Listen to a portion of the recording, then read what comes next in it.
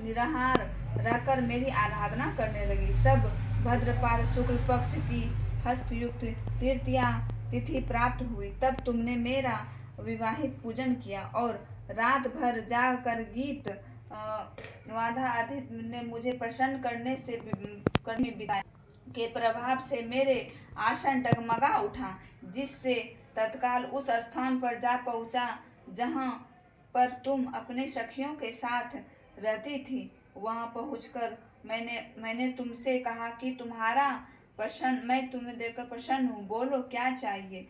तुमने कहा, मेरे देवता, यदि आप मेरे ऊपर प्रसन्न हैं तो मेरे पति बनने में मेरे तथास्तु कहकर कैलाश पर्वत पर तुम प्रसन्न हो कैलाश पर्वत पर वापस प्रतिमा नदी में प्रवाहित कर दी और सखियों के साथ उस महाव्रत का प्रणाम किया। हिमवान उस वन में तुम्हें खोजते हुए वहां पहुंचे। चारों दिशाओं में तुम्हारी खोज करते करते व्याकुल हो चुके थे, इसलिए तुम्हारे आश्रम में समीप पहुंचते ही गिर पड़े। थोड़ी देर दिशाओं को तुम्हारी खोज बाद उन्होंने नदी के तट पर दो कन्याओं को सोते हुए देखा। देखते ही उन्होंने तुम्हें छाती से लगा लिया और विलख कर रोने लगे। फिर पूछा, पुत्री, तुम सिंह, बाघ आदि जंतुओं से भरे इस वन में क्यों आ पहुंची?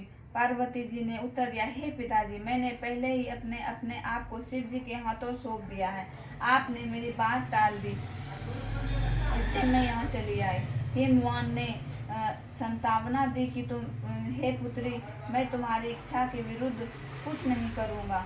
वे तुम्हें अपने साथ ले घर गए और मेरे साथ तुम्हारे विवाह कर दिए। इससे तुम्हें मेरे आर्ध सन पाया।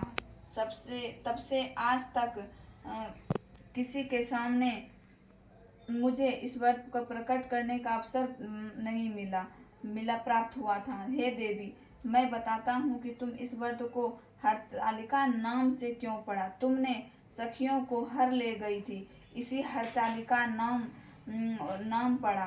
पार्वती जी ने कहा, हे प्रभु, अपने नाम तो बताया, अब इसकी विधि भी बताइए। इसका क्या पुण्य है, क्या फल है?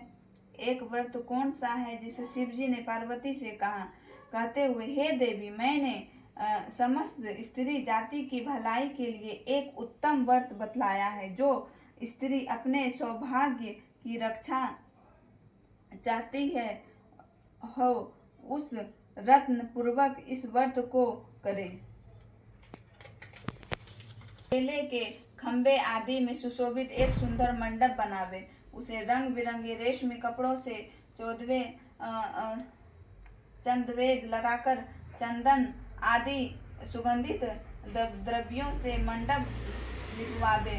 फिर शंख, मृवी, मृग आदि बजाते हुए लोगों को एकाग्रित करे। तरह तरह की मंडलाचार करते हुए मंडप में पार्वती तथा शिव जी की प्रतिमा स्थापित करे। उस रोज दिन भर उपवास कर बहुत ही से सुगंधित फूलों, सुगंध और मनोरथ धूप, नाना प्रकार के नैवेद्य आदि एकमात्र मेरी पूजा करे और रात भर जागरण करे। उस पर जो वस्तुएं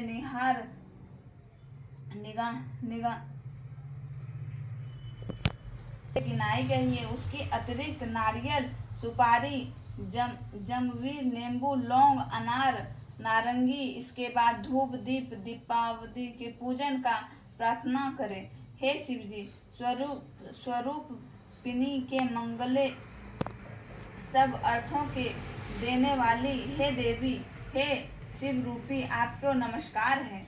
हे शिव रूपे, आपको सदा के लिए नमस्कार है। हे ब्रह्मा रूपनी, आपको नमस्कार है। हे जगद्धात्री, आपको नमस्कार है।